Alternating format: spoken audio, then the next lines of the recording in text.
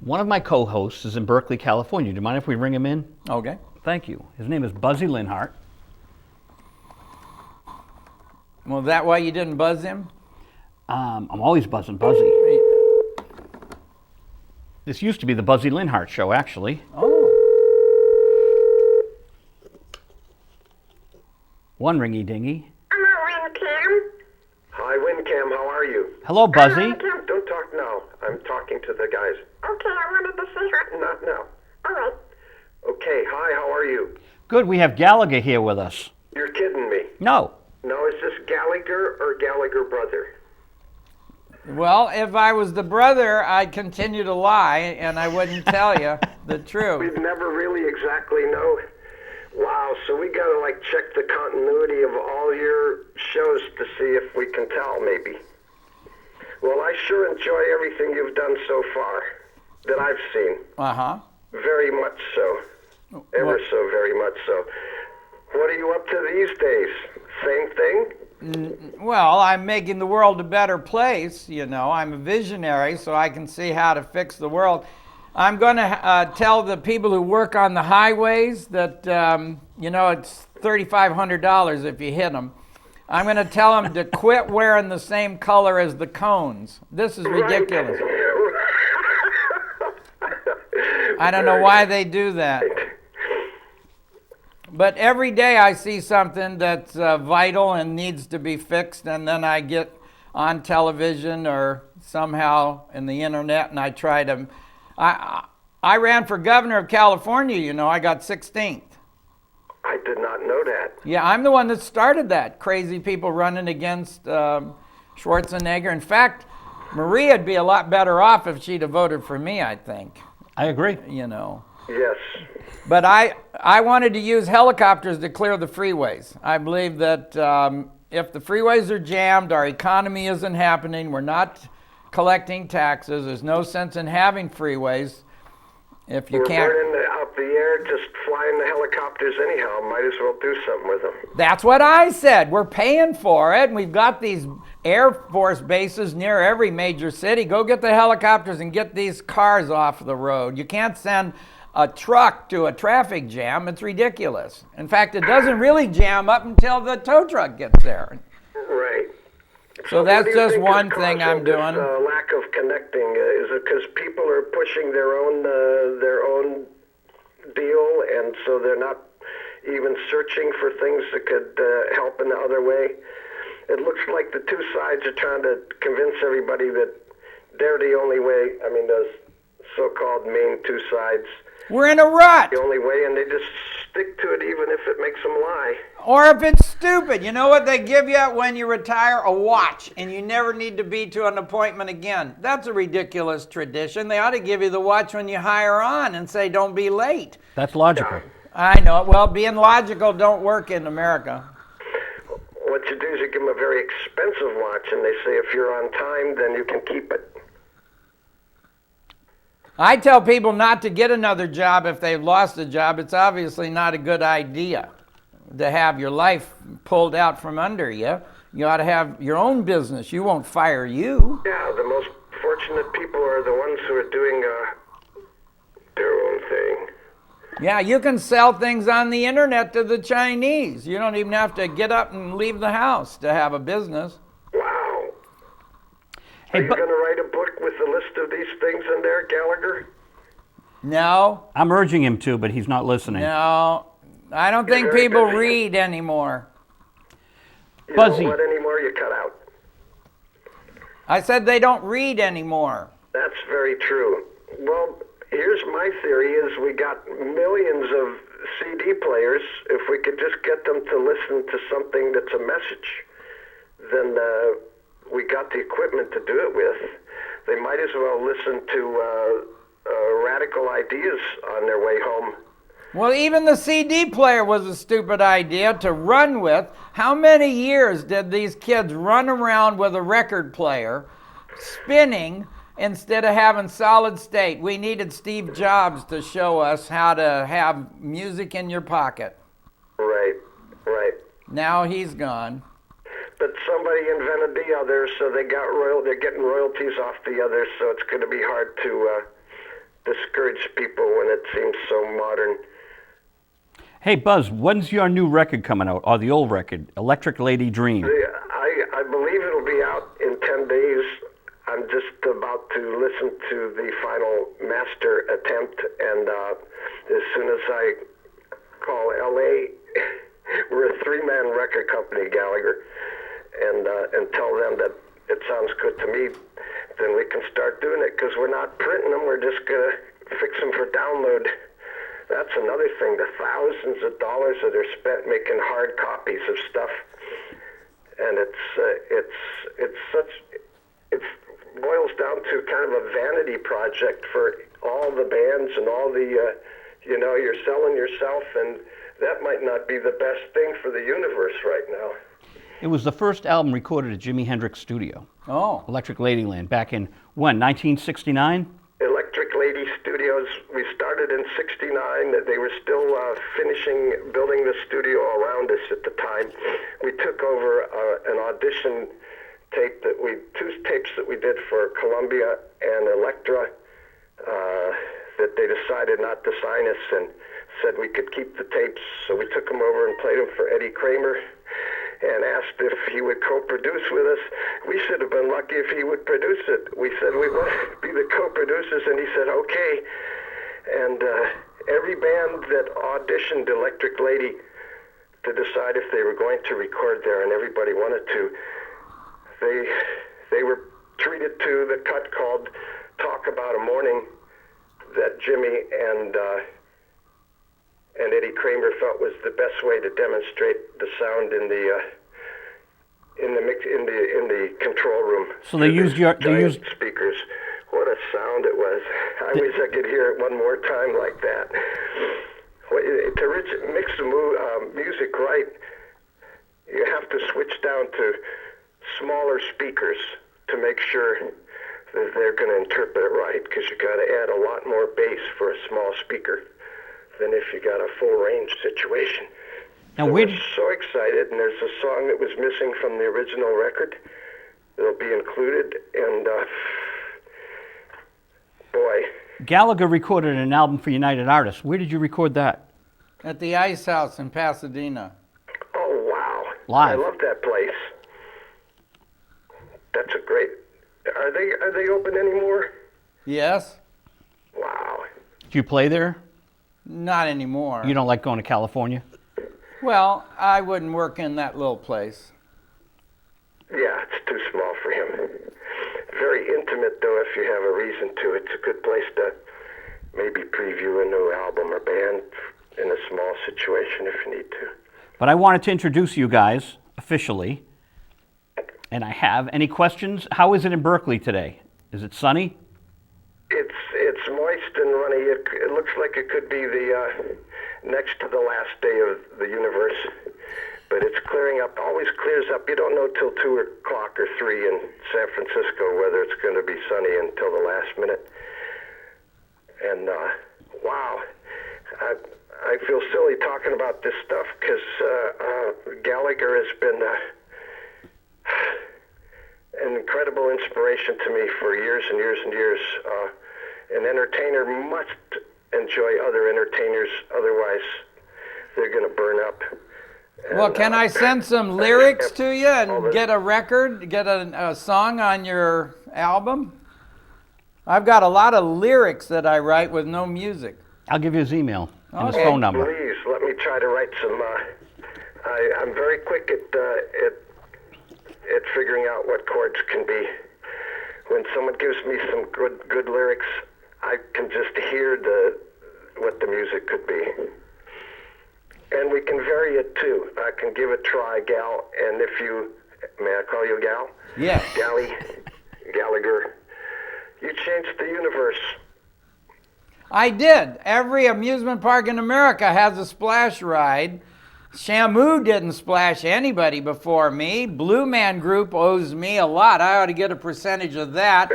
Insane Clown Posse sends out liter bottles of Faygo Pop out over the kids. And Steve Wynn built a theater with a pool in the middle and hands out towels.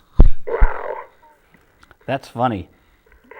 So how did the Sledge-O-Matic develop? You're the only guy who came up with a new idea for the sledgehammer. I came up with a new I wonder idea. who did that. Somebody must have done it 1,000 years ago. I think Hey, what guys, look at this. I think what I really said was that you can have more fun in a theater and you don't have to have a wall between the performer and the audience. And so I really feel responsible for the mosh pit. These kids jumping off the stage and just being up next to breaking the... through that wall of the theater that usually you're not supposed to ever even acknowledge the audience, right? When Right. you're doing a certain type of production. Now I entertain people in the lobby. I start at 7 o'clock when they first let them in, and I do autographs and take pictures with everybody for their Facebook out in the lobby. And so I've even changed that rule that you're supposed to hide in the dressing room until you're announced. It's the way it should have been all along, and it's just less work if you don't try to give love. It's a whole lot less work if you're gonna. I think it's what a celebrity should do. I think they should be available and accessible if people are going to show up to see you live. Absolutely, and Branson has proved that, right? I was in Branson. They run me out of town. Tell me more. I was charged with assault and battery for touching somebody in the audience, but they came there to get splashed. You'd think I'd be allowed to touch them. Yeah. You didn't touch him with a knife or anything, you did? No, I touched them with my hand, but they were ready to sue, and oh my. Were they male or female? A female. Oh, that makes it even... I know, I know. But I think that the district attorney was going to run for mayor and was going to use this for publicity. It looked like he was good. The evil Gallagher, you had to keep him at bay. Did he run for mayor? Or I don't know. He just didn't go back. I didn't go back. But that sounds like fun. Some Gallagher lyrics for a new Buzzy Linhart record. Buzzy, you're always... Gallagher record. Or a Gallagher record. Hopefully. Well, I started in the business with Jim Stafford. We wrote Oh, Jim Stafford was a great writer. Yeah, we had the first song about homosexuals with My Girl Bill. Did you write that with him? I wrote it down. He couldn't write when he was drinking. I see. Yes. And then we had a song about Wildwood Weed. We used that Jerry Jeff Walker song and put jokes in it. Wow, I didn't know that.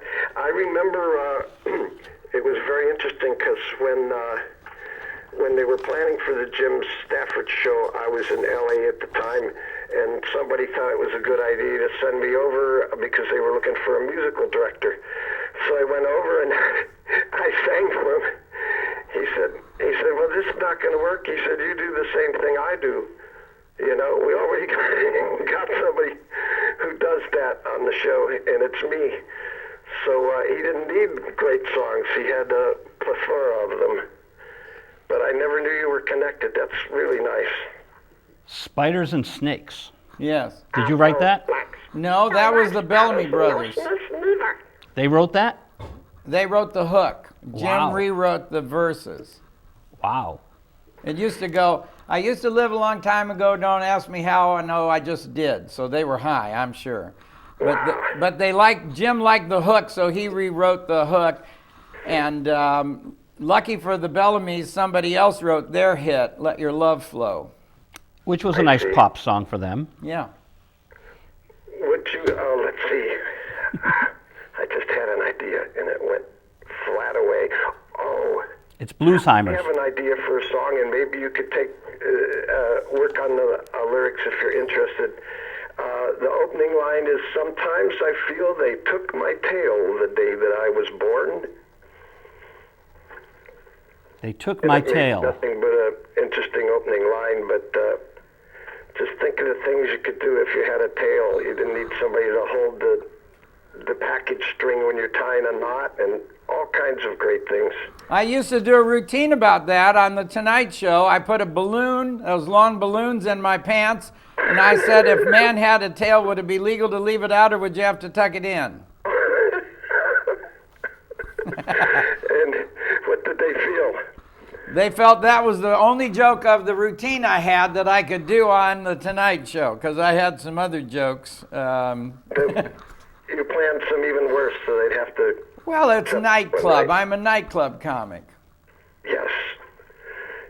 You remember the Lenny Bruce bit where he said he wanted to tell a story on the Tonight Show, and they of course knew that they better hear it ahead of time. So he said, I got a Jewish grandmother. She sounds like a Jewish seagull. She goes, you got a tattoo. You got a tattoo. You're going to be buried in a Jewish cemetery. I said, that's okay, Grandma. They'll cut my arm off and they'll bury it in the Goyim cemetery, and the rest of me will be in the Jewish cemetery with you guys. And the problem, the Tonight Show staff said that he couldn't tell the story because they didn't know whether it was more offensive to the Jews or the Goyim, because they were, on one hand, were saying that On one hand, that's funny. the Jews were very, very fussy, and on the other hand, the Goyim didn't care what they buried. So they wouldn't let him do it on the show. Well, I think the question is, why do they put cushions in a coffin? Because you're dead. I don't understand why. They're upholstered. I mean, it's not like you're going to complain and jump out of the coffin saying, this is sure uncomfortable. Right. I don't like this. You could actually fold their feet in the yoga position and save about a quarter of the wood on each coffin. And that's green. We need to save resources. Right. I would think Lugosi's coffin you is... could cut their legs off at the knee and feed that to the lions at the zoo. They need meat every day. Okay. Okay, instead of being burned, instead of being cremated, just be Right. sent to the zoo. Feed him to the Right, lions. It's just going right now to foul the atmosphere anyhow. They burn those things. Right. Buzzy, it's great to hear your voice, sir. Oh, I'm so happy that you called and let me meet Gallagher. Very important moment in my life. I'm almost laughing hysterically, recalling so many of the things. When you think Gallagher, hundreds of things flood back. And I thank you for your millions of hours of work, sir. It's 14. I did 14 one-hour shows. Wow. And were there titles to each concept, or? Yeah. Oh, yeah. I remember the one where you were on a big couch and you were a tiny little kid bouncing on the couch. Was there a trampoline in there or something? Yes, I got the idea from my daughter, and she had a baby today at 9:45 Pacific time. Wow. Congratulations. And who's that baby? What's the baby's name? Aiden. Aiden? It's a boy. She has a girl named Addie Bell, and so she wanted the same initials. She named this one Addison Blake. Very nice. Hi, Addison. So today, Yeah, today, October 11th, you're a grandfather again. again. Wow. But I don't like being a grandfather, so I tell her that I'm just a friend of the family. I don't want to hear grandpa. No, well, congratulations. That's awesome. Is it? You know that Chris I have a Donovan's... question which I hope is interesting, because I haven't seen it happen. I don't know if it exists or not. Do two Gallaghers ever appear at the same time in the same space? You and your brother? Oh no, I had to sue my brother and make him stop because he wouldn't listen to me anymore in 1990. Or no, 2000. 2000. He hasn't performed in 11 years. I see. So had people ever seen you in the same room at the same time? And do you have proof that he exists? No, I have no proof he exists. Wow. I'm Now- happy for you. What's interesting is Chris What are you Donovan, doing? Buzzy, our friend Chris Donovan, who's worked with visual radio before, brought Gallagher over. His son's name is Aiden. Yeah. And so it's a name that's The odds. But becoming... they call him Buddy. Ah, You know, I have another They were called brother. Odds Bodkins. Another brother. You ask questions, and then you run the odds through the computer. You say, what's the odds that this would happen to that? And then you run it through a computer, and of course it's all bullshit. Oops, all bull stuff. We might be able to get away with that word. You have another If brother. you had bulls and you were going to sail them to another country, you'd have to put them on a ship, wouldn't you? A bull ship. S-H-I-P. Oh, that's what you said. Yes. Okay. Tongue slip. Gallagher has another brother. Another brother? Yeah, I've got a brother that isn't any problems. He works for the Navy, and he teaches the test pilots at Patuxent Naval Air Station in Maryland, and he has done that for 30 years. I meet pilots all the time that says, your brother taught me. Whoa. And so he's a real hotshot pilot. Outstanding. And does he look at all in Yeah. that way? Yeah, he looks like me. Wow. Yeah, I think you can search him. I believe he's mentioned in books. He's quite a hotshot pilot. That's fascinating. What's his name? Jerry. Jerry Gallagher. Fascinating. Hey, Buzzy. It's good to hear your voice. Your name, man. That's enough to split me up. Yes. It's good to hear your voice. I don't know how much time I have left, so I want to continue with the interview with Gallagher. I'm so glad you called. Love you, Gallagher. Bye-bye. Keep it up. Okay. Bye, everybody. Bye, Buzz. We're going to go. Goodbye. Goodbye. We have actually 10 minutes left. So I didn't say I loved him. That's because okay. I don't know if I love him, but I guess he knows more about me, so he could love me. he wrote the song "You Got to Have Friends," Oh, he did? the Bette Midler song. Isn't that a nice song? Played with Jimi Hendrix. Oh. Well, you wouldn't think, though, that somebody that's going to be with that drugged out nut is going to write a little lilting song about friends, did you? Well, you know, I love Jimmy. Yeah. I love Jimi Hendrix. But I he's love, not going to sing that song. He'd like to have friends if he's trying to buy drugs. But Buzzy also worked with Patti LaBelle and Carly Simon. He was guitarist on their album and wrote songs for them. So he was one of the Greenwich Village people, you know. Not the Village people, the Greenwich Village people. Dylan. That started the whole thing. The Beatniks. The first weird character on TV was on Dobie Gillis. It was the Beatnik. Maynard G. Krebs. There you go. Love him. There you go. Love him. Uh-huh. You do any Maynard G. Krebs in your act? No, nobody knows it but people as old as me and you. Oh, well, I mean, he was great. Great character.